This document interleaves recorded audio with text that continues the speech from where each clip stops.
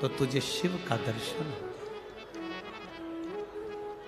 मेरी जीजियों, मेरे जीजाओं, मेरी बेटियों, मेरे भाई, तुम कंपटीशन एग्जाम में बैठ रहे हो, पढ़ाई कर रहे हो, तैयारी कर रहे हो, गवर्नमेंट जॉब की तैयारी कर रहे हो। ये जितने पत्र यहाँ पर रखे हैं, जितने पत्र यहाँ पर हैं, इस चौकी के नीचे भी जितने पत्र रखे हैं, यहाँ पर भी जितने पत्र रखे हैं, आप उन पत्रों में से सारे पत्र निकाल कर देखना।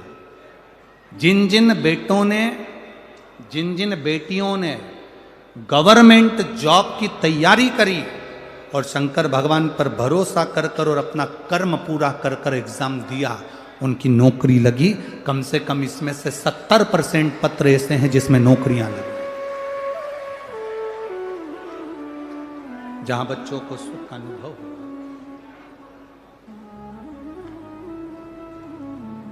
अपनी मेहनत पूरी करो। बीमारी आई है, डॉक्टर को दिखाओ। बीमारी आई है, जांच कराओ। रोग आया है, बड़े से बड़े हॉस्पिटल में जाओ, अच्छे से अच्छे डॉक्टर को दिखाओ। उसने दवाई लिखी, खाओ। उसने जांच का बोला, जांच कराओ। पर उसके जांच कराने में और उसकी दवाई खाने के साथ साथ मेरे भोले बाबा पर भरोसा रखना। जैसा विश्वास इस बहन ने करा कि मैंने मुंबई के हॉस्पिटल में भी कैंसर बताया, बाकी के हॉस्पिटलों में भी कैंसर बताया, पर आखिरी की जो जांच हुई 4/10/2023 को सारी रिपोर्ट नील आ गई। मेरा कैंसर समाप्त हो गया। ये विश्वास तुम्हारे अंदर होना चाहिए, ये विश्वास तुम्हारे भीतर जागृत होना चाहिए। एक महिला ऐसी बैठी है इस कथा में जिसका पति 2013 में शांत हुआ।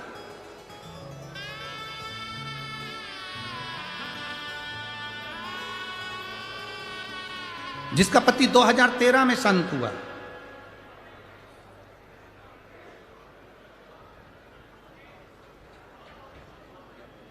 पति जो इसमें लिखा है, कभी उसका भाई 2013 में शांत हुआ और भाई 2013 में शांत हुआ, जो कि पुलिस में नौकरी करता था, एक्सीडेंट में चला गया था। उस 2013 में गए हुए भाई के जाने के बाद उसके घर के किसी व्यक्ति को नौकरी नहीं मिली। 2013 में शांत हुआ, पत्नी को भी नौकरी नहीं मिली, परिवार के किसी व्यक्ति को नौकरी नहीं मिली।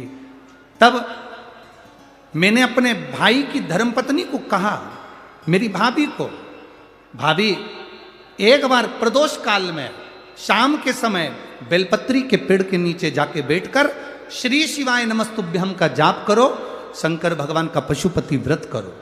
मेरी भाभी ने व्रत करा और 20 साल के बाद नौकरी मिली। 2023 में वो नौकरी प्राप्त हुई। 2013 में मरा। पत्र लिखा है कविता किशोर, कविता किशोर आंधुले, कविता किशोर आंधुले ने ये पत्र लिखा। अब जरा विचार करिए कि हम अगर शिव पर भरोसा करते हैं, भगवान शंकर की भक्ति करते हैं, तो दृढ़ता क्यों नहीं बनती? कोई कहता है कि भगवान शंकर की पूजन तो ब्राह्मण करते हैं, कोई कहता है कि वैश्य करते हैं, कोई कहता है क्षत्रिय करते हैं, कोई कहता है शूद्र करते हैं। शिव महापुराण की कथा कहती है जिसको सब ठुकरा देते हैं उसका एक है, वो देव अधिदेव महादेव। महादेव राम जी के मंदिर के पट बंद हो जाते हैं एक समय में। तुम्हारे यहां बंद होते कि नहीं होते वो मालूम नहीं, बोलो होते कि नहीं होते? कृष्ण भगवान के मंदिर के पट बंद हो जाते हैं एक समय में, दत्त मंदिर के पट बंद हो जाते हैं एक समय में, भवानी के मंदिर के पट बंद हो जाते हैं एक समय में, बैकुंठ के पट बंद हो जाते हैं एक समय में, ब्रह्मलोक के पट बंद हो जाते हैं एक समय में, इंद्रलोक के पट बंद हो जाते हैं एक समय में।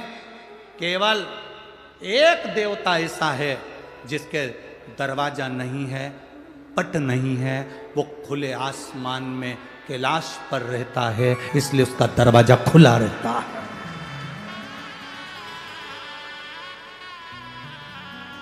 लोग कहते हैं ब्राह्मण अलग, कोई कहता है ब्राह्मण हम उच्च हैं, कोई कहे वैश्य उच्च है, कोई कहे क्षत्रिय उच्च है, कोई कहे शूद्र उच्च है। मेरे राम जी महाराज ने पृथ्वी पर प्रकट हुए थे तो मेरे राम जी के जन्म के समय पर 4 हाथ थे। कितने हाथ थे? जम के बोलो जरा। 4। आप लोग स्तुति गाते हैं, भय प्रगट कृपाला दीन दयाला, उसको पढ़िएगा। माता पुनि बोली सोमती डोली तजौ तात ये रूपा। ये रूप नहीं चाहिए 4 हाथ का। आयुध 4। मेरे राम जी प्रकट हुए, उनके 4 हाथ थे। मेरे भगवान कृष्ण पृथ्वी पर प्रकट हुए, उनके 4 हाथ थे।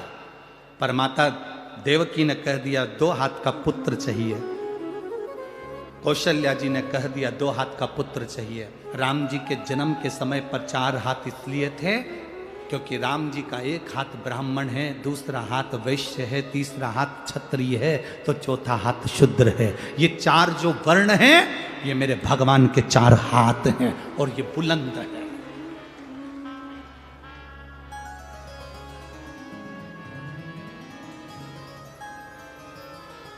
जो दुनिया में जितनी जातियां हैं, दुनिया में जितनी समाजें हैं, चाहे वो ब्राह्मण हो, चाहे क्षत्रिय हो, चाहे वैश्य हो, चाहे शूद्र हो, इन सब का अगर कोई देवता है तो केवल एक देव अधिदेव महादेव है। अब दुनिया के लोग भटका रहे हैं, अब दुनिया के लोग भ्रम उत्पन्न कर रहे हैं। उन्होंने कह दिया भगवान को मत भजो, अगरबत्ती मत लगाओ, दिया मत लगाओ, मंदिर मत जाओ, तिलक मत लगाओ, चोटी मत रखो, गले में रुद्राक्ष मत पहनो, तुलसी की माला मत पहनो। मेरी जीजियों और मेरे जितने भाई बैठे हैं, आप सबसे निवेदन है, अपने गांव में, नगर में शंकर का एक ओटला हो, मंदिर हो, शंकर का शिवलिंग हो, पूरा गांव के लोगों से कहो तुम कितने भी बढ़ जाना पर अपने बाप को मत भूल जाना, शंकर को जल जरूर चढ़ाना। अपने पिता को मत भूलो जो तुम्हारा पिता है, अपने बाप को मत भूलो जो तुम्हारा पिता है, वो शिव देवाधिदेव महादेव है।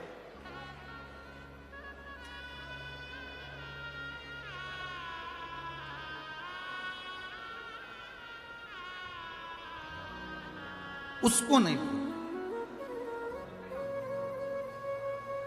कैसे भूल सकते? वो करुणा इतनी करता है, शिव है, कृपा सागर कहते हैं उसको, करुणा सागर कहते हैं उसको। जब आप लोग अभी ये कथा तो कल सुबह 8 बजे से 11 बजे तक धुलिया में हो जाएगी, महाराष्ट्र की इस पवित्र भूमि पर।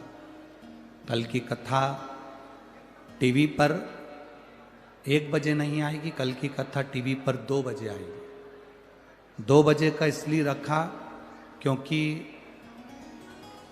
हमेशा लोग कहते हैं हम कथा सुनकर जाते हैं, जब तक घर ही नहीं पहुंच पाते हैं, ट्रैफिक में रहते हैं। तो कथा का 1 घंटा समय बढ़ाकर कथा कल कितनी बजे टीवी पर आएगी? 2 बजे। और यहाँ कितनी बजे होगी? धुलिया में कितनी बजे है? सुबह 8 बजे से 11 बजे तक। इस कथा के बाद में जब आप पंचवटी नासिक की, माँ गोदावरी के तट की, त्र्यंबकेश्वर बाबा के चरणों की, जब शिव महापुराण की कथा सुनेंगे, देव दीपावली कथा, तो उसमें आप सुनेंगे कि देवता लक्ष्मी को प्राप्त करने के लिए ब्राह्मण, क्षत्रिय, वैश्य, शूद्र, इन चारों वर्णों के एक भाव को एकत्रित करते हैं। आप उसको सुनना, उस कथा को, आपको मालूम पड़ेगा कि देव दीपावली के दिन मट्टी के दिया का क्या नियम है। देव दीपावली के दिन लक्ष्मी की पूजन, झाड़ू की पूजन का क्या महत्व है। देव दीपावली के दिन बांस की डलिया की पूजन का क्या महत्व है। देव दीपावली के दिन घाट पर दिया लगाने का क्या महत्व है। देव दीपावली के दिन शंकर के मंदिर के आगे और आंवले के वृक्ष के नीचे दीपक लगाने का क्या फल है, ये देव दीपावली की उस पवित्र कथा में आप 5 दिन में सुनेंगे, 21 से 25 तारीख तक, दोपहर में 2 बजे से 5 बजे तक उसको श्रवण करेंगे, धारण करेंगे। पार्वती जी ने लक्ष्मी जी से कहा, लक्ष्मी जी ने सुन लिया कि बेलपत्र के वृक्ष के नीचे खड़े होकर अगर शिव नाम का जाप किया जाए, श्री शिवा नमस्तु, श्री शिवा नमस्तु, श्री शिवा नमस्तु, श्री शिवा नमस्तु, श्री शिवा नमस्तु। जब हम मंत्र का उच्चारण करते हैं उसका फल मिलता है। आप में से कितने लोग बैठे हैं जो शंकर जी के मंदिर में रोज 1 लोटा जल चढ़ाते हैं? हाथ ऊंचा करो जरा। सभी जाते हो? रख लो, रख लो। बच्चे बैठे हैं कथा में? कितने बच्चे बैठे हैं? जरा हाथ उठाओ। बच्चे लोग जो कथा में बैठे हैं, ठीक है, रखो रखो रखो। बच्चे से मतलब मालूम है ना? है? बच्चे से मतलब मालूम है? शिव महापुराण में बच्चा कितनों को कहा गया तो कि बचपन से लेके जिसका ब्याह नहीं हुआ तब तक के जो है वो सब बच्चे ही हैं। माता पिता की निगाह में बच्चे कॉलेज पढ़ने लगे तो वो बड़े नहीं हो जाते, बच्चे कहलाते हैं। बूढ़ी माताएं कहती मेरा छोरा आ गया, मेरा बेटा आ गया। तो सब जितने बच्चे बैठे हैं हाथ उठाओ जरा। अब ज्यादा हो गए ना तुम? अच्छा, तुम भी दूसरे को बच्चा समझ रहे थे, है? ठीक है। अब जितने बच्चे हाथ नीचे रखो।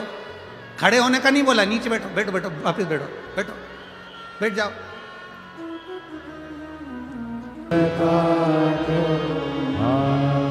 शिव कथा कहती है लक्ष्मी जी ने बेलपत्र के वृक्ष के नीचे साधना करना प्रारंभ करा। जैसे ही माँ लक्ष्मी ने बेलपत्र के वृक्ष के नीचे साधना करना प्रारंभ करा तो देवाधिदेव महादेव कुछ ही समय में प्रदोष काल के समय पर लक्ष्मी जी के सामने शंकर भगवान प्रकट हो। शिव जी ने पूछा, लक्ष्मी तुम्हें क्या चाहिए? लक्ष्मी जी कहती हैं, मेरी ये अश्व की योनि, मुझे अश्वी बनना पड़ा, घोड़ी बनना पड़ा। इस अश्व की योनि से मैं मुक्त हूं। पर प्रभु, इस अश्व की योनि से मुक्त तो हूं, पर मेरे प्रभु ने मुझे घोड़ी बनाया है, अश्व बनाया है। मैं चाहती हूं मेरे नारायण मुझे इसी घोड़ी की योनि में, अश्वी की योनि में प्राप्त करें। इस घोड़ी की योनि में, इस अश्वी की योनि में मेरे स्वामी, मेरे नारायण मुझे प्राप्त। ठीक है। भगवान भोलेनाथ जी ने कहा, आप चिंता ना करें, जिस प्रदोष काल में आप बेलपत्री के वृक्ष के नीचे आती हो,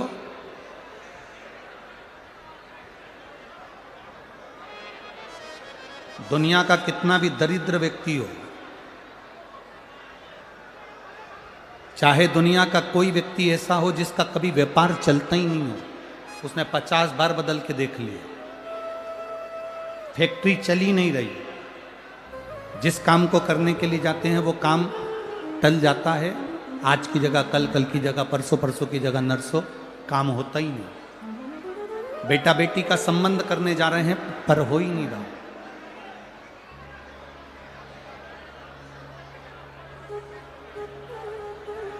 कितना भी दरिद्र से दरिद्र व्यक्ति है, कितना भी दीन से दीन व्यक्ति है,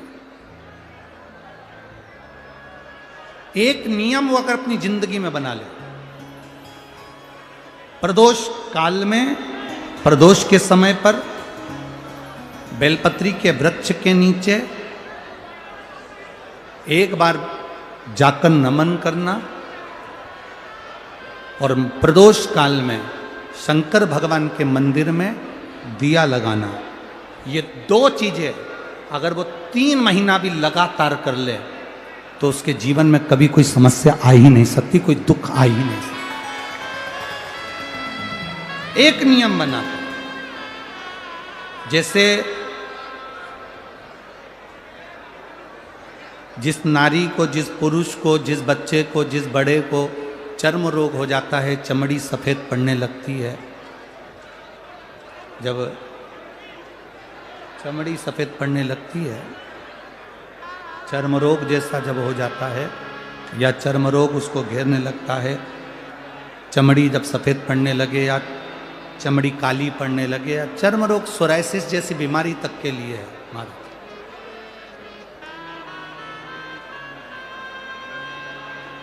बेलपत्री के वृक्ष के नीचे की मिट्टी,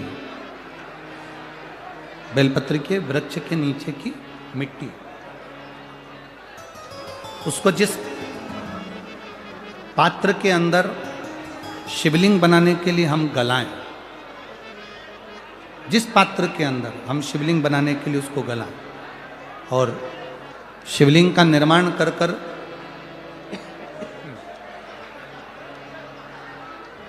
हम बेलपत्री के वृक्ष के नीचे उसका पूजन करें, उसका विसर्जन करें।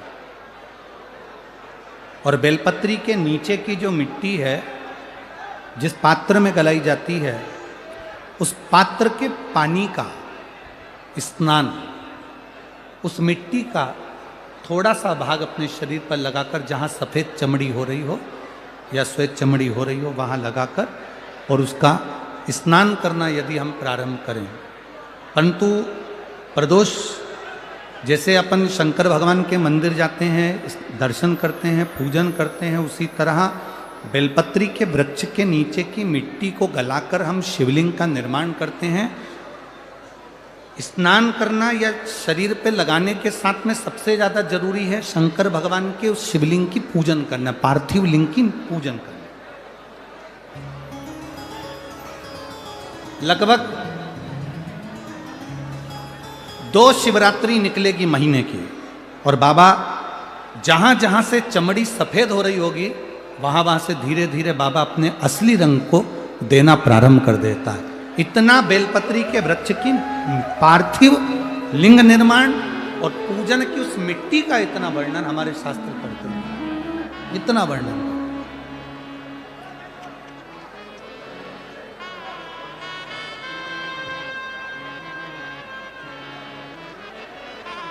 शिव कथा कह रहे, शिव महापुराण की कथा वर्णन कर रहे। स्वयं भगवान देवादिदेव महादेव ने नारायण से जाकर प्रार्थना करी, स्वयं भगवान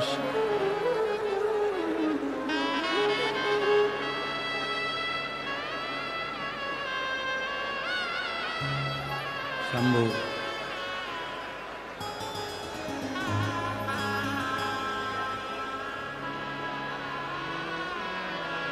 स्वयं भगवान शंकर ने नारायण से जाकर प्रार्थना करी कि माता लक्ष्मी आपके लिए तप साधना कर रही हैं, आप उनको जाकर दर्शन दीजिए। भगवान नारायण शिव जी के कहने पर जाने लगे, भगवान शंकर के कहने पर भगवान नारायण जाने लगे, पर भगवान शिव जी ने भगवान नारायण को रोका और भगवान शिव जी ने नारायण को रोककर कहा, प्रभु रुको, मेरा निवेदन केवल इतना सा है, जैसे माता लक्ष्मी घोड़ी बनकर, अश्वी बनकर पृथ्वी पर गई हैं, आप अश्व बनकर पृथ्वी पर जाकर लक्ष्मी को लेकर आए। भगवान स्वयं नारायण अश्व बनकर पृथ्वी पर जाते हैं और लक्ष्मी जी को लेकर आते हैं। शिव महापुराण की कथा कहती है, भगवान शंकर का संवाद कहता है, स्वयं नारायण और स्वयं माता लक्ष्मी बेलपत्री के वृक्ष के नीचे विराजमान शिवलिंग का पूजन करते हैं और बेलपत्र की परिक्रमा करते हैं। जैसे ही उन्होंने बेलपत्र की परिक्रमा करी, शंकर भगवान वहाँ सम्मुख में जब आते हैं तो नारायण और लक्ष्मी जी भी अश्व की योनि से छूट जाती हैं और नारायण भी अश्व योनि को त्याग कर नारायण लक्ष्मी बनकर वैकुंठ का निवास करने लगते हैं। स्वयं नारायण। आगे सुंदर शिव महापुराण में वर्णन आया है, भगवान शंकर के तेज पुंज से शरणानंद कार्तिकेय जी का प्रागट्य हुआ, जिनको माता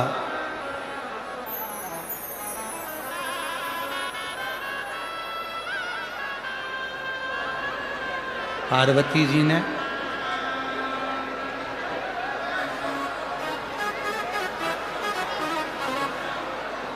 शिव कृपा करे।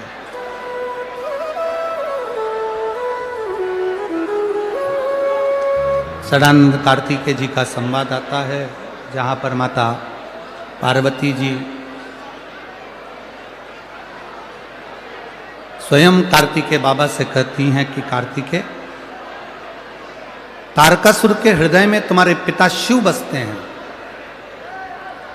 इसलिए आप तारकासुर का जब संहार करने के लिए जाओ तो हृदय में बाण ना छोड़िए,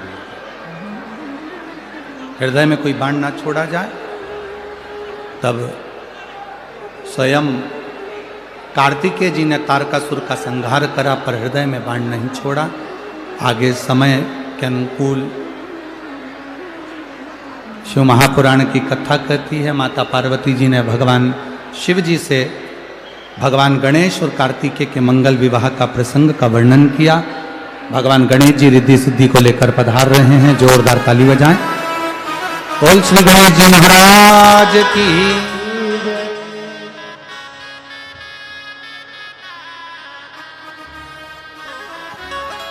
रिद्धि सिद्धि भगवान श्री गणेश जी महाराज के गले में जयमाला पहना रही हैं। भगवान श्री गणेश जी महाराज ने रिद्धि सिद्धि के गले में जयमाला पहनाई है। रिद्धि सिद्धि ने वही माला निकालकर भगवान श्री गणेश जी महाराज के गले में धारण कराई है।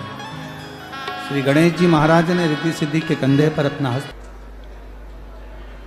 जो ये दामोदर मास में कार्तिक महीने में पवित्र कथा का लाभ आप और हम ले रहे हैं, ये बिना प्रभु कृपा के मिलता नहीं।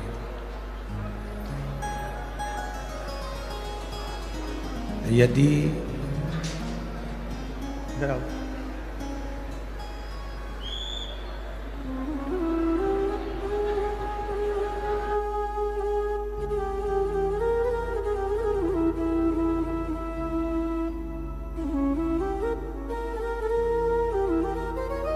शंभु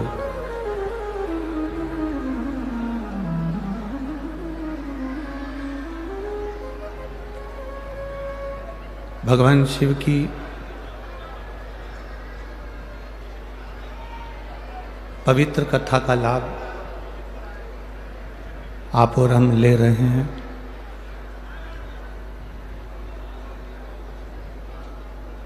एक छोटा सा जीवन हम अपनी जिंदगी में जी रहे हैं।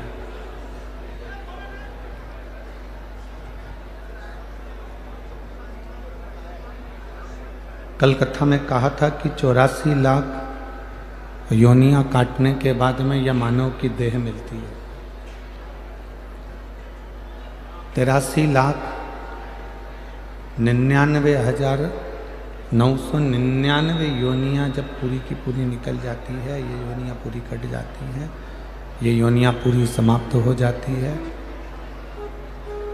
तब ये मानव का शरीर मिलता है।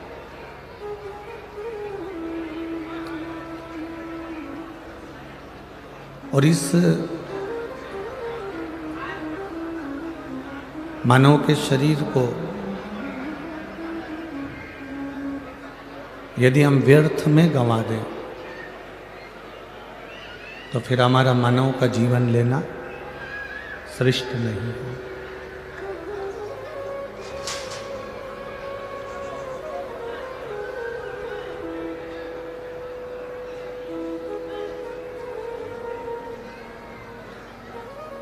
दुनिया का सबसे बड़ा पाप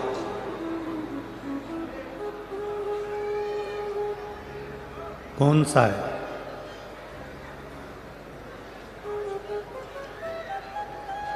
दुनिया का सबसे बड़ा पाप, शिव महापुराण की कथा कहती है, केवल एक पाप ऐसा है दुनिया का जो बहुत बड़ा पाप माना जाता है, और वो है अपने समय को व्यर्थ गंवा देना।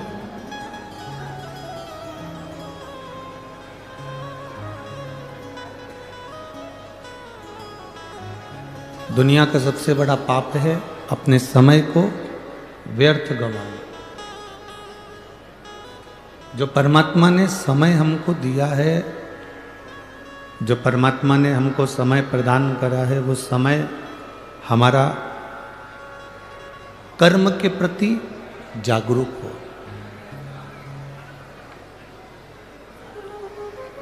जिस कार्य को हम कर रहे हैं, जिस कर्म को हम कर रहे हैं, उसके प्रति तुम्हारी जागरूकता होना चाहिए, उसके प्रति तुम्हारा समर्पण होना चाहिए।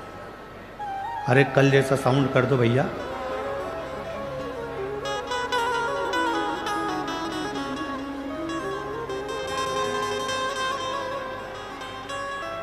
तुम्हारा समर्पण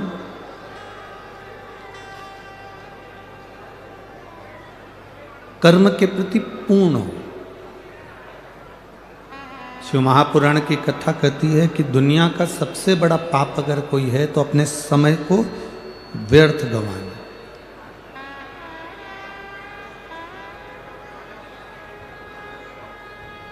आप अगर अपने घर में व्यर्थ बैठे हुए हो, किसी कार्य के प्रति तुम्हारी जागरूकता नहीं है, किसी कार्य के प्रति तुम्हारी जागरूकता है ही नहीं, तो आप अपने ये ना सोचें कि मैं किसी को अपशब्द कहूँगा तो पाप होता है, या मैं किसी को मार दूंगा तो पाप होता है। एक पाप ये भी होता है कि हम अपने समय का सदुपयोग ना करें, ये भी पाप है। अपने समय को हम श्रेष्ठ जगह पर ना लगाएं, अपने समय को हम श्रेष्ठ जगह पर ना लेकर जाएं, ये भी पाप है।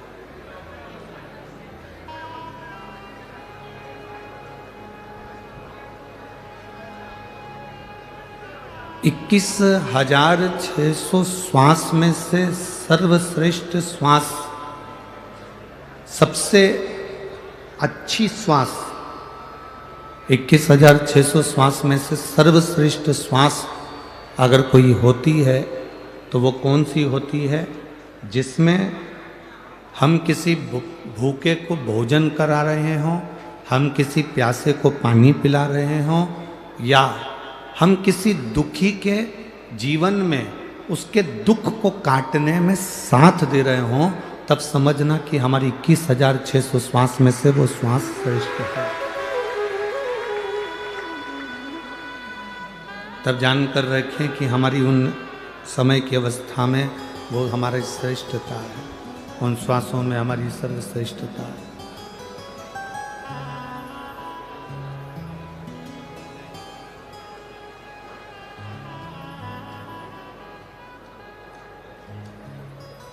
माता पार्वती जी अश्वी मनी घोड़ी बनी लक्ष्मी जी को ज्ञान उपदेश दे रही हैं। माता पार्वती जी जब लक्ष्मी जी ने आंख में से आंसू बहाए, शिवलिंग पर गए, शिवलिंग से जलाधारी पर गए, जलाधारी पर जब वो अश्रु पड़े और उस अश्रु के पड़ने पर माता पार्वती जी प्रकट हुई और प्रकट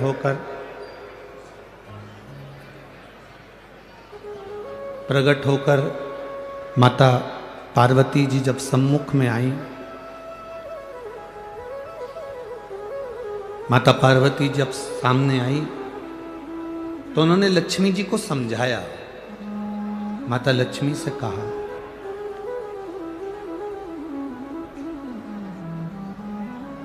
कि लक्ष्मी, तुम्हारे पति ने तुमको श्राप दिया है, तुम्हारे पति ने तुम्हें श्रापित किया है, तुम्हारे पति ने तुमको अश्वी बनने का श्राप दिया, घोड़ी बनने का श्राप दिया।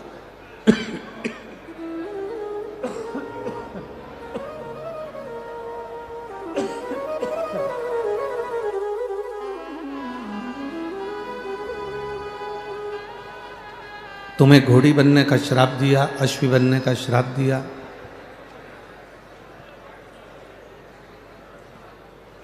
लक्ष्मी, तुम इस बात से दुखी ना होइए कि तुम्हारे पति ने तुमको श्राप दिया। अब उन्होंने जो श्राप दिया उसको भूल जाओ। अब कुछ अच्छा करने का प्रयास करो। जो श्राप दिया है अब उसको भूल जाओ।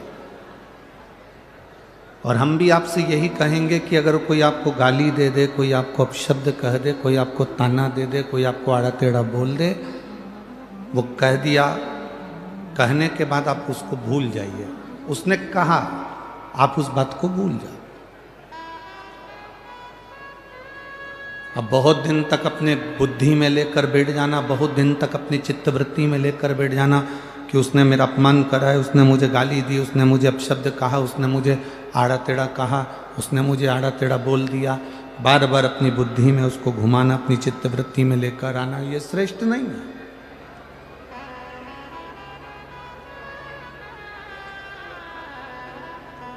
इसको श्रेष्ठता नहीं कहेंगे।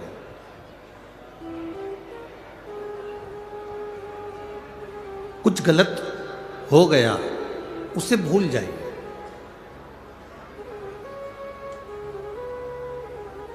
और भूलने के बाद फिर वापिस कुछ अच्छा करने का क्रम करिए। शिव महापुराण की कथा तो यहाँ तक कहती है कि अगर तुमको कोई गाली भी दे देना, अपशब्द भी कह देना, अगर तुम्हें कोई आड़ा टेढ़ा भी बोल देना, कोई आपको अपशब्द कह दे, आड़ा टेढ़ा कह दे, कोई गाली भी दे दे, तो भी शिव महापुराण की कथा कहती है कि आपको उससे बोलचाल बंद नहीं करना। सास ने कुछ शब्द कह दिया, बहू ने कुछ आड़ा टेढ़ा कह दिया, या किसी ने कोई शब्द कह दिया और आपने बोलना चालना बंद कर दिया, शिव महापुराण की कथा कहती है ये कभी ना करें।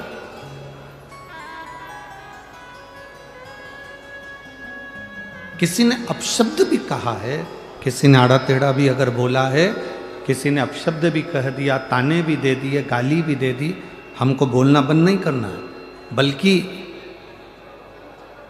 हम जैसे रहते थे वैसे ही रहे। कारण क्या होगा? जिसने गाली दी है, जिसने अपशब्द कहा है, जिसने ताना दिया है, तुम्हें उसका जवाब नहीं देना है। तुम तो बाबा पर एक लोटा जल चढ़ाते रहो और हर हर महादेव कहते रहो, जवाब तुम्हारा भोलेनाथ खुद समय आने पर दे देगा। तुम्हें उसका जवाब नहीं देना। तुम्हें अपशब्द नहीं कहना है, तुम्हें ताना नहीं देना है, ना तुम्हें गाली देना है, ना तुम्हें अड़े टेढ़ा बोलना।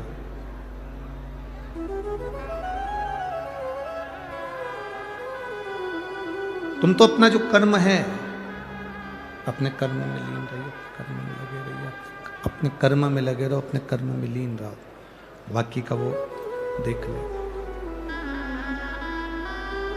एक बात आपसे पूछना चाहेंगे यहाँ पर धूलिया नगर की सारी माताओं से और मेरे जितने बहनें बैठी हैं, जीजियाँ बैठी हैं, सभी जीजियों से और सभी मेरे भाइयों से, सभी जीजाओं से हम पूछना चाहेंगे कि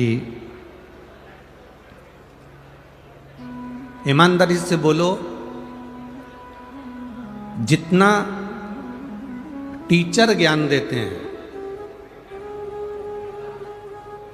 जितना शिक्षक ज्ञान देते हैं,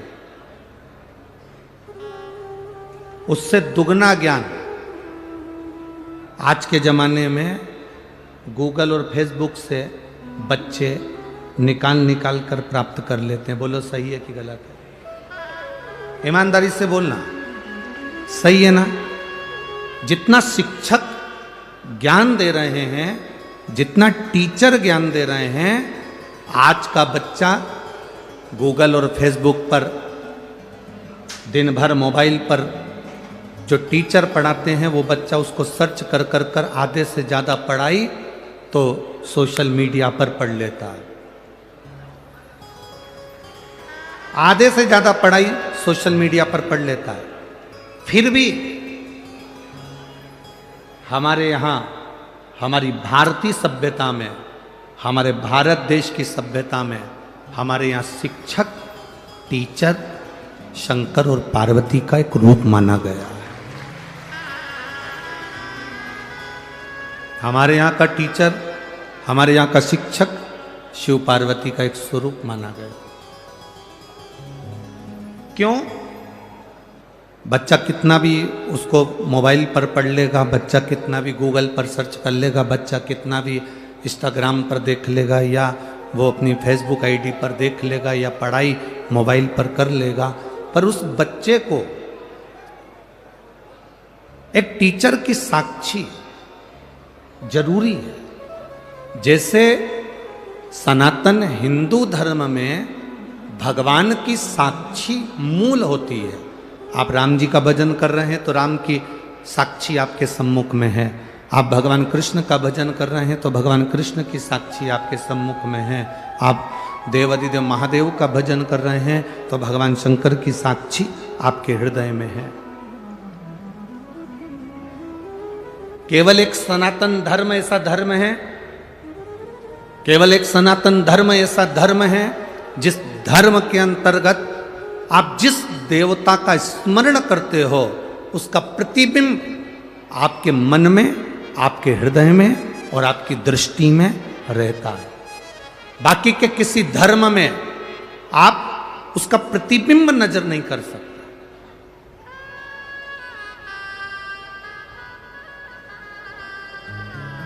और हमारे सनातन धर्म के अंतर्गत हम अगर शंकर भगवान को जल चढ़ा रहे हैं तो शिव का प्रतीक मानकर हम उसकी पूजन कर रहे हैं। हम बाल गोपाल का अगर पूजन कर रहे हैं तो भगवान राम और कृष्ण का प्रतीक मानकर उनकी पूजन कर रहे हैं। हम दुर्गा भवानी का पूजन कर रहे हैं तो जगत जननी धात्री का प्रतीक मानकर पूजन कर रहे हैं।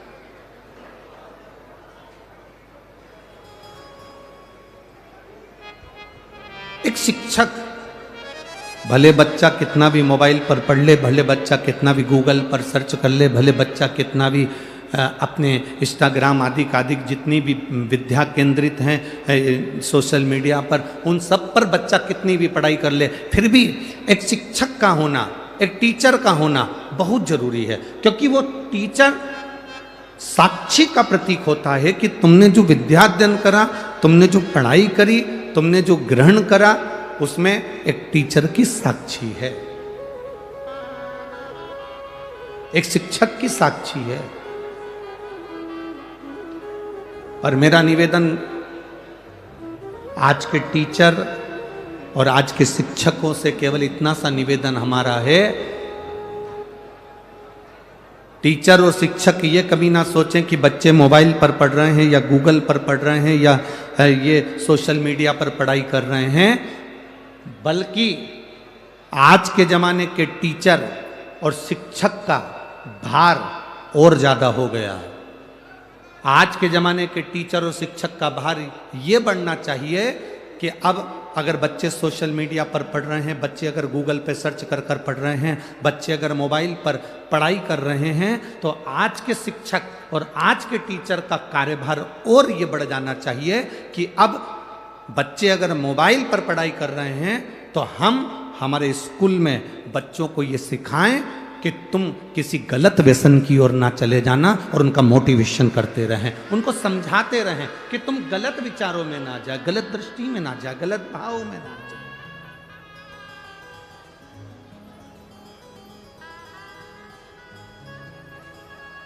आज बच्चों को सबसे बड़ी जरूरत है उनको समझाने की।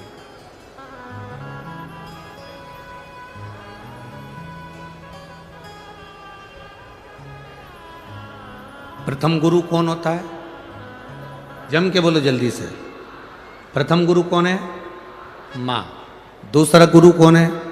पिता। तीसरा गुरु कौन है? शिक्षक। चौथा गुरु कौन है? सतगुरु। पहले नंबर पर है मां। यहां इतनी सारी बुजुर्ग माताएं बैठी हैं, बूढ़ी बूढ़ी माताएं बैठी हैं, वयो माता बैठी हैं, 60 साल से ऊपर वाली भी बैठी हैं, तो 50 साल से ऊपर वाली भी बैठी है। हम दूर नहीं जाएंगे। आपके पास में जो बुजुर्ग माता बैठी हैं, आप उनसे एक बार जरा सा पूछो कि तुम्हारे पास में बैठी हुई बूढ़ी माता ने कौन से कॉलेज से MBA करा है। जितनी बूढ़ी माताएं बैठी हैं, इनसे पूछो इन्होंने कौन से कॉलेज से पढ़ाई करी। जितनी बूढ़ी माताएं बैठी हैं 60 से ऊपर, 70, 75, 80, 55, 50, जितनी 50 से ऊपर वाली बैठी हैं, इनसे पूछो कि ये कौन से कॉलेज में पढ़ी थी, इनने कौन सी पढ़ाई करी थी, ये कितनी पढ़ी लिखी हैं, ये कितनी विद्वान है। कोई कहेगी हमने तो भैया उस समय का 9वीं तक पढ़ाई करी है, कोई कहेगा हमने 10वीं तक पढ़ा है, कोई कहेगा हमने 12वीं तक पढ़ा है, कोई कहेगा हमने कॉलेज करा है, कोई कहेगा हमने 5वीं पढ़ा है, कोई कहेगा हमने 7वीं पढ़ा है। पर बुजुर्ग माताएं जितनी बैठी हैं, इन्होंने भले पढ़ाई करी ना करी, भले ये टीचर थी ना थी, भले ये शिक्षक थी ना थी, पर इन बुजुर्ग माताओं से पूछना, इन्होंने अपने बच्चों को जो संस्कार दिया वो आने वाली पीढ़ी नहीं दे सकती। ये बुजुर्ग माताओं ने जो अपने बच्चों को संस्कार दिया है वो आने वाली पीढ़ी नहीं दे सकती है। कई बार बुजुर्ग माताएं कह देती हैं, ए बहू हमारी तो जिंदगी निकल गई बेटा, अब तू देख ले और टिंकल टिंकल लिटिल स्टार देख ले। अब हमारी जिंदगी तो जो निकलना थी वो निकल गई।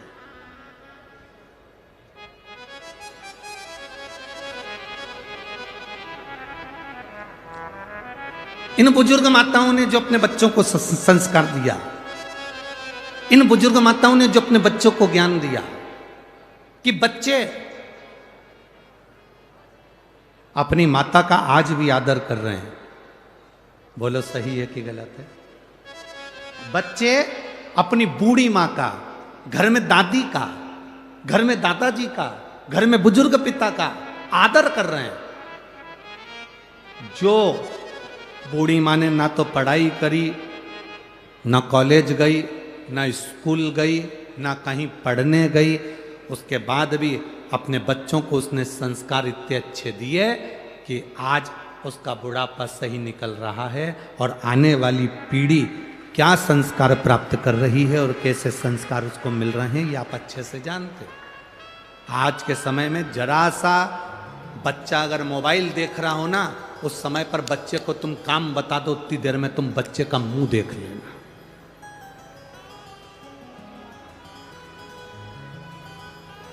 बोलो री जी जी हो, सही है कि गलत है? इतना सा बच्चा, एक जरा जरा से बच्चों को माताएं हमारे पास में लाती हैं या किसी गुरुजी के पास में जाकर कहती हैं ये बहुत चिड़चिड़ करता गुरुजी, ये ध्यान नहीं देता गुरुजी। छोटे छोटे से बच्चे को देखकर माताएं कहती हैं ये बहुत गुस्सा करता है गुरुजी। इतना सा बच्चा और इतना गुस्सा, इतना सा बच्चा और इतनी चिड़चिड़। कारण क्या है? तुम भी मोबाइल में व्यस्त हो और वो भी मोबाइल में व्यस्त है। ये जितनी बुजुर्ग माताएं बैठी हैं, इन्होंने अपने बच्चों को स्वामी विवेकानंद बनाने का प्रयास करा, रामकृष्ण परमहंस बनाने का प्रयास करा। इन्होंने अपने बच्चों को स्वामी विवेकानंद बनाने का प्रयास करा, रामकृष्ण परमहंस बनाने का प्रयास करा, नामदेव तुकाराम बनाने का प्रयास करा, मीरा कर्माबाई बनाने का प्रयास करा। आज बच्चा जन्म लेता है तो सबसे पहले होड़ लगती है, इसको डॉक्टर बनाना है, इंजीनियर बनाना है, सीए बनाना है, इसको ये बनाना है, इसको वो बनाना है। आप अपने बच्चे को अगर अच्छे से आदमी को आदमी बनाना चालू कर दो तो वो स्वयं डॉक्टर बन जाएगा और इंजीनियर बन जाएगा। आज का व्यक्ति आदमी ही नहीं बन पा रहा, आज का व्यक्ति मनुष्य से मनुष्य ही नहीं बन पा रहा। एक गांव का व्यक्ति एक व्यक्ति गांव में से निकल कर जा रहा था, एक दरवाजे पर पहुंचा, भैया बहुत प्यास लगी है, हमको पानी पिला दो। सेठ जी ने कहा भी कोई हमारा आदमी आने वाला है, वो तुमको पानी पिलाएगा। उसको जाना था, उसने फिर आधे घंटे बाद कहा भैया हमको बहुत प्यास लगी है, हमें पानी पिला दो, हमारा आदमी आता होगा पानी पिलाएगा। उसने फिर कहा भैया मुझे दूसरे गांव जाना है, बहुत प्यास लगी है, पानी पिला दो, हमारा आदमी आएगा वो पानी पिलाएगा। इतने में उस व्यक्ति ने कहा भैया थोड़ी देर के लिए तुम ही आदमी बन जाओ।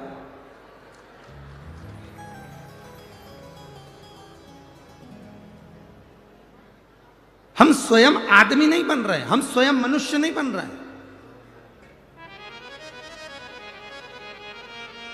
आज के जमाने में व्यक्ति को नेता बनना है, कलेक्टर बनना है, एसपी बनना है, डायरेक्टर बनना है, बहुत कुछ बनना है, पर आदमी नहीं बन पा रहा।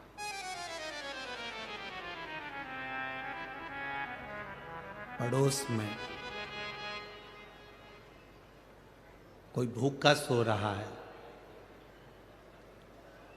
पड़ोस में और कोई भूखा सो रहा है, परिवार में कोई दुखी है और हम बहुत दूर जाकर भंडारा करें, मेरा बाबा कभी प्रसन्न नहीं होता। बाबा कहता है पहले अपने घर के व्यक्ति को देखो, मेरा बाबा कहता है पहले अपने परिवार के व्यक्ति को देखो कि उसको दुख तो नहीं है, उसको तकलीफ तो नहीं है, उसको कष्ट तो नहीं है। पहले आप अपने पास वालों को देखिए, अपने नजदीक वालों को देखिए, अपने करीब वालों को देखिए, इनको दुख तो नहीं है।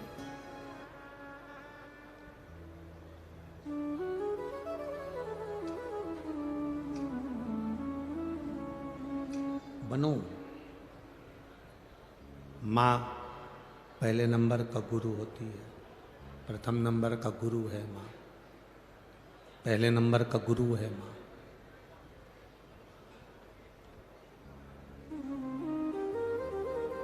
विदेश में रहने वाला एक छोटा सा बालक था जिसका नाम था थॉमस।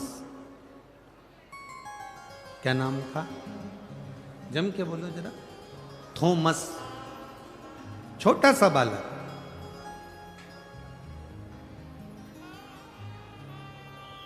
विदेशी स्कूल में विदेश का बालक पढ़ रहा था। थॉमस स्कूल जाता था। आज प्रिंसिपल ने थॉमस को बुलाया, हाथ में एक पत्र पकड़ा दिया, बंद कर कर लिफाफे में पैक कर कर थॉमस को दे दिया। थॉमस, ये पत्र आप अपनी मम्मी को ले जाकर दे देना। थॉमस, ये पत्र आप अपनी आई को ले जाकर दे देना, अपनी माता को ले जाकर दे देना। थॉमस उस पत्र को लेकर अपनी मम्मी के पास गया, आई के पास गया, माँ के पास गया। माँ से जाकर कहा, मम्मी प्रिंसिपल ने आपके लिए पत्र दिया। थॉमस ने जब माँ को पत्र दिया तो उस पत्र को माँ ने पढ़ा। बेटे ने पूछा, माँ स्कूल के प्रिंसिपल ने पत्र में क्या लिखा है? माँ कहती है, पत्र में लिखा है कि तुम्हारा बेटा बहुत ज्यादा विद्वान है, बहुत विद्वान है तुम्हारा बेटा, इसके लायक हमारे स्कूल में टीचर नहीं है। ये बच्चा इतना विद्वान है कि इसके लायक हमारे पास में टीचर नहीं है। इसलिए आपका बच्चा बहुत ज्यादा विद्वान है, इस बच्चे को आप हमारे स्कूल से निकाल लो, इसकी टीसी ले जाओ और निकाल कर इसको जो विद्वानों का स्कूल हो उसमें इसको भर्ती कराओ, इसको एडमिट करो। अब माँ ने लिफाफा बंद करा, पैक करा, लॉकर में रख दिया ड्रॉज में, और माँ अपने बच्चे से कहती है तेरे लायक वो स्कूल नहीं है क्योंकि तू बहुत विद्वान है, इंटेलिजेंट है, इसलिए अब तू एक काम कर, घर में पढ़। थॉमस घर में पढ़ने लगा। मां पढ़ी लिखी नहीं थी पर बच्चे के सामने बैठी रहती थी। रसोई घर में रसोई बनाती और भोजन बनाने के बाद अपने बच्चे को टाइम देती। कपड़े धोने के समय पर कपड़ा धोती, अपने बच्चे को समय देती। बच्चे से कहती बेटा पढ़ो, मैं बैठी हूं, तुम जो सुनाओगे मैं सुनूंगी। मां ने अपने बच्चे को आज तक नहीं बताया कि मैं कौन सी क्लास तक पढ़ी हूं, मुझे नहीं मालूम। थॉमस की मां ने एक बार भी नहीं कहा कि मैं कौन सी क्लास तक पढ़ी हूं, तुम पढ़ो और मुझे सुनाओ। थॉमस ने घर में पढ़ना प्रारंभ करा, पढ़ना प्रारंभ करा, पढ़ते पढ़ते अपनी माँ को सुनाना प्रारंभ करा।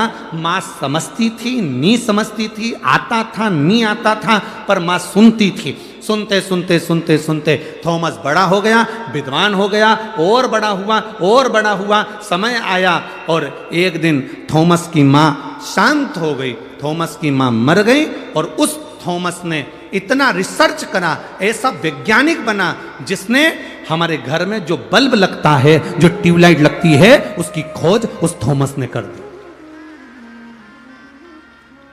उस थॉमस ने बल्ब की खोज कर दी, ट्यूबलाइट की खोज कर दी, उस लाइट की खोज थॉमस ने करी। अब एक दिन थॉमस अपने घर में घूम रहा था, उसने ड्रॉज खोला, ड्रॉज में से लेटर निकला कि ये तो मेरे प्रिंसिपल ने मेरी मम्मी को दिया था। इस लेटर को मैंने पढ़ा नहीं था, मम्मी बोल रही थी कि इसमें ऐसा ऐसा लिखा है, तू बड़ा विद्वान है और ये स्कूल और टीचर तेरे लायक नहीं है। थॉमस ने उस लेटर को निकाला, उस लिफाफे को खोला, उस पत्र को पढ़ा, तो थॉमस ने पत्र में क्या पढ़ा कि तुम्हारा बच्चा माइंड से कमजोर है, तुम्हारा बच्चा मूर्ख है, इसको कहीं पागल खाने में जमा करिए, ये बच्चा यहां पढ़ने के लायक नहीं है, इसको यहां से टीसी निकालो और कहीं ले जाकर इसको पागल खाने में जमा करो।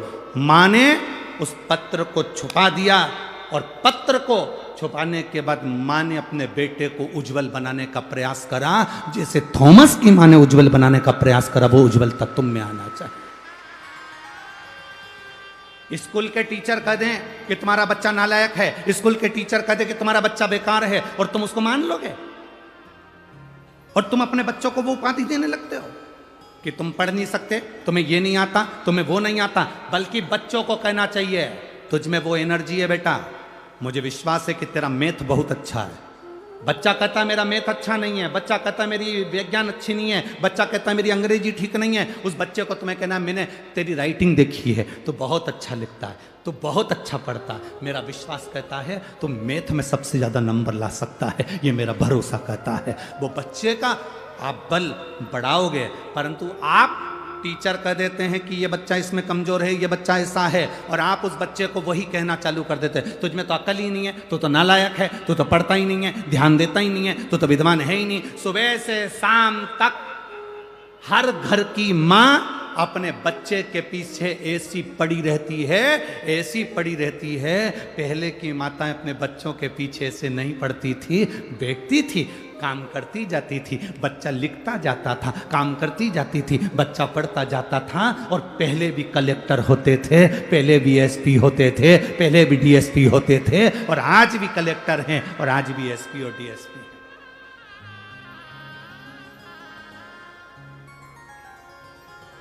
हम बच्चों को विद्या थोपे नहीं,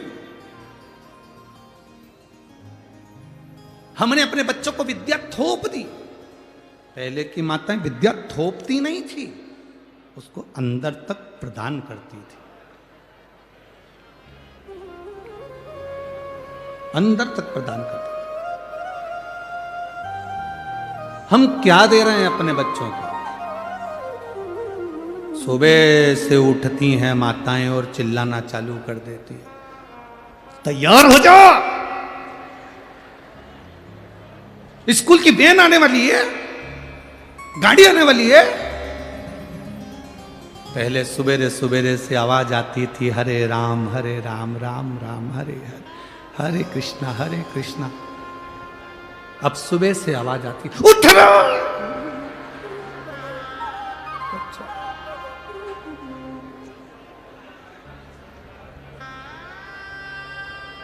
बच्चा उठे कि नहीं उठे, उसका बाप जरूर उठ जाता है।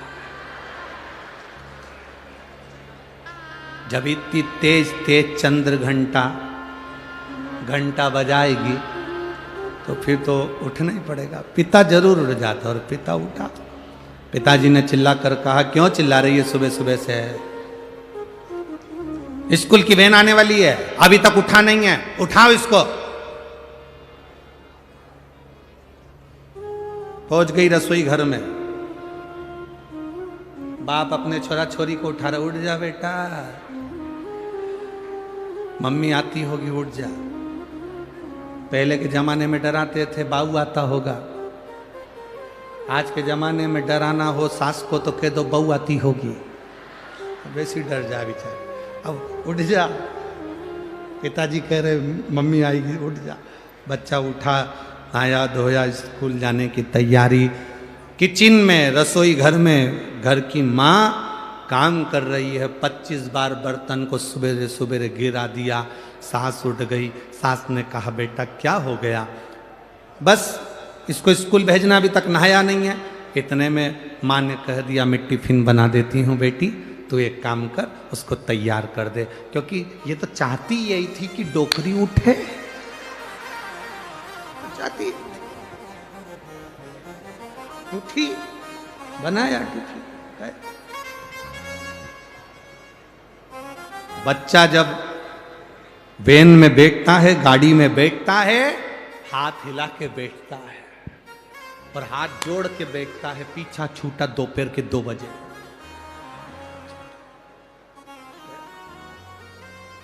कहां?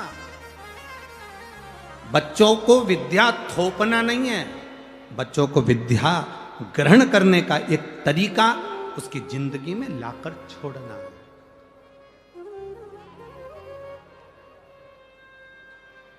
स्कूल कॉलेज में जो तुमने सीखा,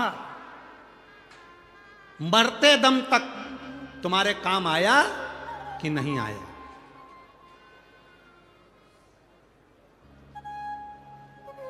साइन थीटा, कॉस थीटा तुम्हारे काम आया कि नहीं आया? स्कूल में, कॉलेज में जो तुमने सीखा वो तुम्हारे काम आया कि नहीं आया? ये पता नहीं, पर शिव महापुराण की कथा जरूर कहती है, जो तुमने अपने घर में अपनी मां से, अपने पिता से जो संस्कार ग्रहण करे हैं, वो मरते दम तक तुम्हारे काम आते हैं। आखिरी तक तुम्हारे संस्कार तुम्हारे काम आएंगे। आज के समय में शिक्षक का दबाव और होना चाहिए कि हमारे स्कूल के बच्चे, हमारे क्लास के बच्चे, एक टीचर का ये प्रभाव होना चाहिए कि मेरे क्लास के बच्चे, मेरे स्कूल के बच्चे कोई व्यसन में ना जाए, कोई गलत संगत में ना जाए। ये बच्चे बहुत जरूरी है हमारे।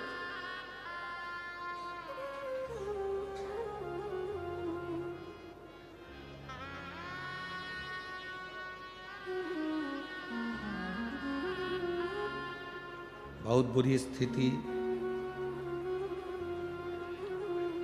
चल रही है, जहां पर नवयुवक बच्चे व्यसन की ओर जा रहे हैं।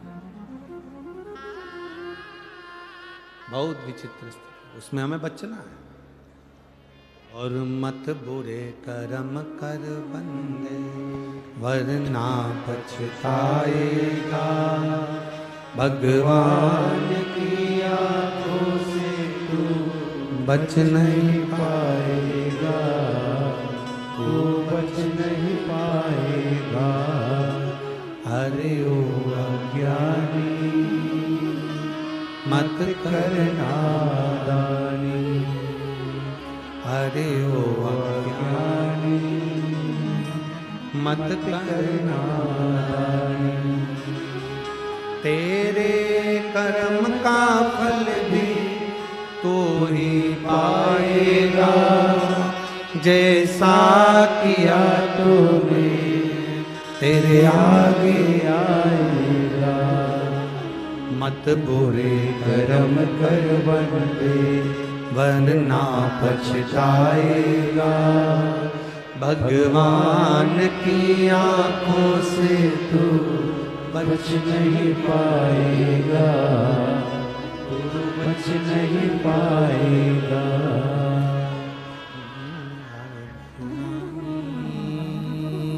मत कर नादानी, अरे ओ अज्ञानी मत कर नादानी। ये मौका मिला है, शरीर मिला है, इसको सदुपयोग में लगाना, सतमार्ग पर लगाना, अच्छी जगह पर लेकर जाना है। पार्वती जी ने लक्ष्मी जी से कहा, लक्ष्मी पति ने अगर श्राप दे दिया कोई बात नहीं, पति ने आड़ा टेढ़ा कह दिया कोई बात नहीं, कोई चिंता का विषय नहीं।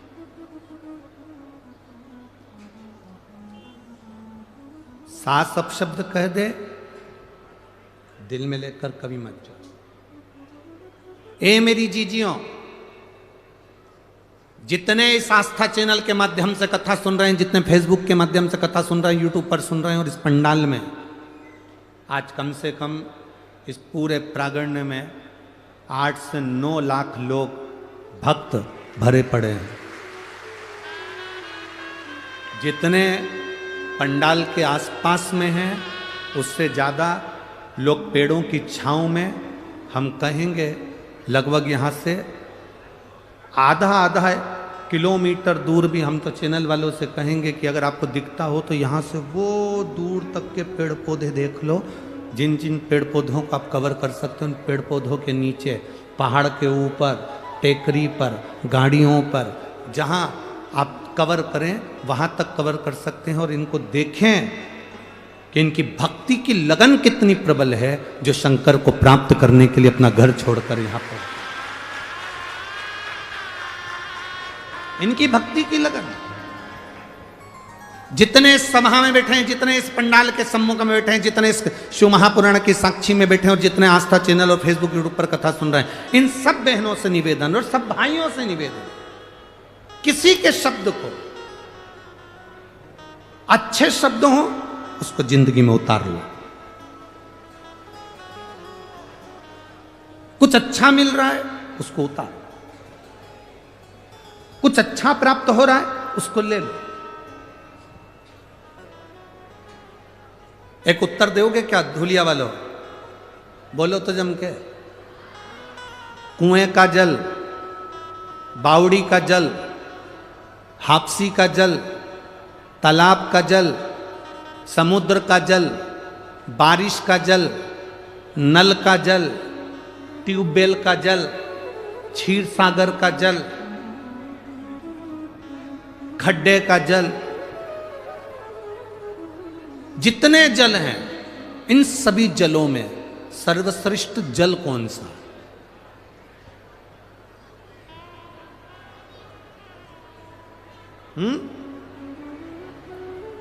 तालाब का जल, बावड़ी का जल, हापसी का जल, ट्यूबवेल का जल, कुएं का जल, बारिश का जल, खड्डे का जल, समुद्र का जल, सागर का जल, कूप का जल, कुएं का जल, इन सभी जलों में श्रेष्ठ जल कौन सा है?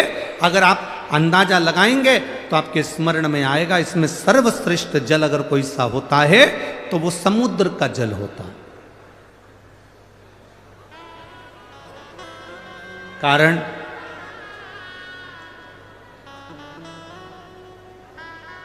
श्रीमद् वल्लभाचार्य जी ने एक ग्रंथ लिखा जिसका नाम है जल भेद। कौन सा ग्रंथ है? जल। श्रीमद् वल्लभाचार्य जी ने वर्णन करा, सर्वश्रेष्ठ जल होता है समुद्र का जल। क्यों? कुएं के जल में कचरा डालोगे तो वो कुएं में सड़ता रहेगा, बावड़ी में कचरा डालोगे वो सड़ता रहेगा, ट्यूबवेल में कचरा डालोगे सड़ता रहेगा, खड्डे में कचरा डालोगे सड़ता रहेगा, नदी में कचरा डालोगे सड़ता रहेगा, सरोवर में कचरा डालोगे सड़ता रहेगा। पर समुद्र में अगर कचरा डाला है तो समुद्र की लहरें उस कचरे को किनारे पर लगा देती हैं, वापिस किनारा दे देती हैं। समुद्र कभी कचरे को अपने अंदर नहीं उतारता, समुद्र कचरे को किनारे पर लगा देता है। तो मेरे भारत की, देश की और विदेश में जितनी मेरी बहनें बैठी हैं उनसे एक ही निवेदन है, जब कोई तुम्हारे को भी कचरा दे, गाली दे, अपशब्द कहे, ताना दे, तो तुम समुद्र जैसा दिल रखकर कचरे को किनारा लगा दो। इस कचरे को किनारा तुम्हें लगाना, अपशब्द कहने वाले का अपशब्द हमारे दिल में नहीं रखना। समुद्र कचरे को अंदर नहीं रखता। फिर कहा समुद्र श्रेष्ठ क्यों है? तो कहा समुद्र इसलिए श्रेष्ठ है, समुद्र में सोना डालो, चांदी डालो, हीरा डालो, पन्ना डालो, समुद्र कभी किनारे नहीं लगाता, समुद्र अपने अंदर उतार लेता है। जब शिव महापुराण रूपी हीरा मिले, कोई अच्छी ज्ञान की बात कहे तो उसको अपने अंदर उतार कर रख लो। फिर कहा समुद्र का जल श्रेष्ठ क्यों है? तो कहा समुद्र का जल श्रेष्ठ इसलिए है क्योंकि समुद्र जब चंद्र बढ़ता है तो समुद्र उछलता है। बोलो री जीजियो सही है कि गलत है? चंद्र बढ़ता है समुद्र उछलता है, चंद्र घटता है समुद्र बैठ जाता है। समुद्र से हमें अपने को समुद्र जैसा बनाना है। जब किसी को बढ़ता हुआ देखो तो इतने खुश हो जाओ कि भगवान इसको और ऊपर पहुंचाना, और उन्नति देना। और चंद्र घटता है तो समुद्र घटता है। जब किसी को दुखी देखो, किसी को घटता हुआ देखो, तो तुम्हारा दिल भी घटना चाहिए, तुम्हें भी नम्रता आना चाहिए। समुद्र क्यों अच्छा है? तो समुद्र इसलिए अच्छा है क्योंकि समुद्र खारा होता है, सच बोलने वाला हमेशा बुरा होता है।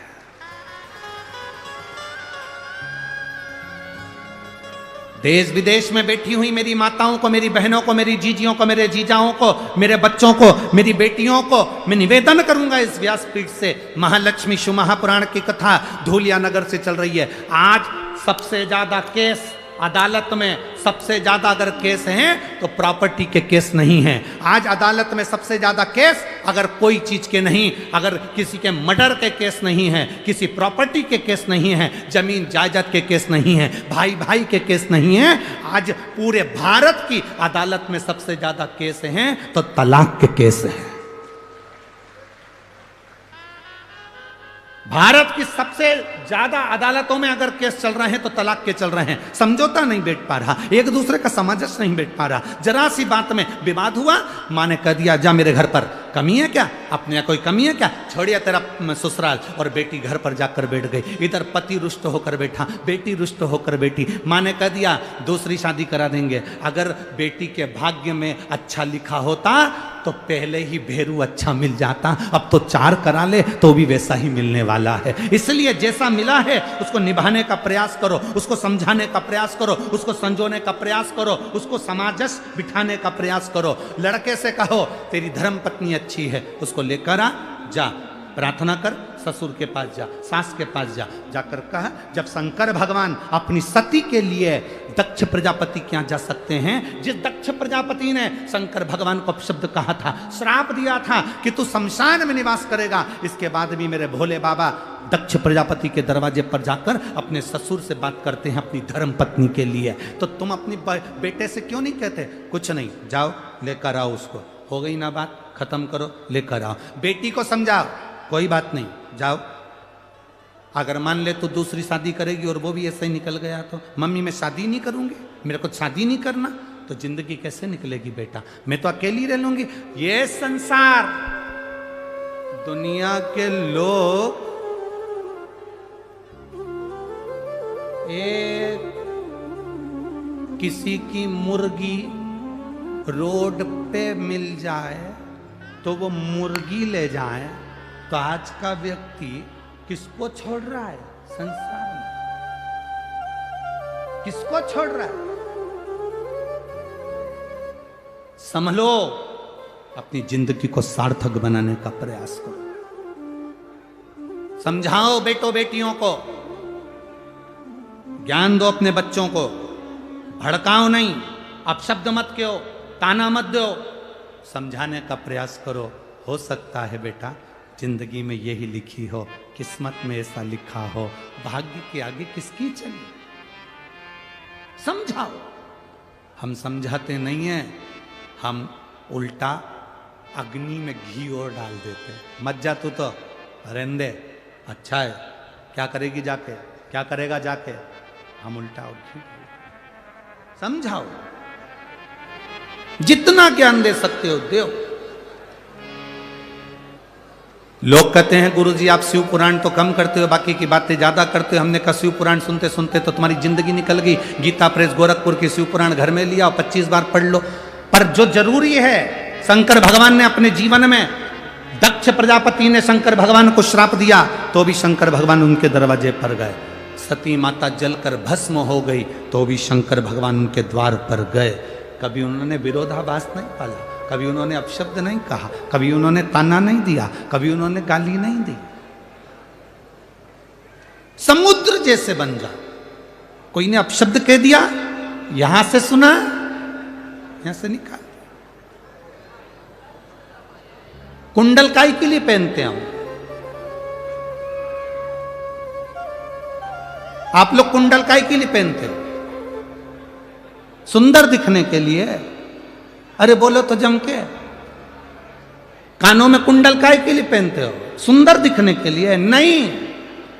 कुंडल इसलिए पहना जाता है कि कानों में छेद हो जाएगा, अच्छी बात आएगी तो सीधे कानों में जाएगी, बुरी बात आएगी तो कुंडल में जो छेद है उसमें से आर पार हो जाएगी, अंदर नहीं जाएगी। अपने भीतर हम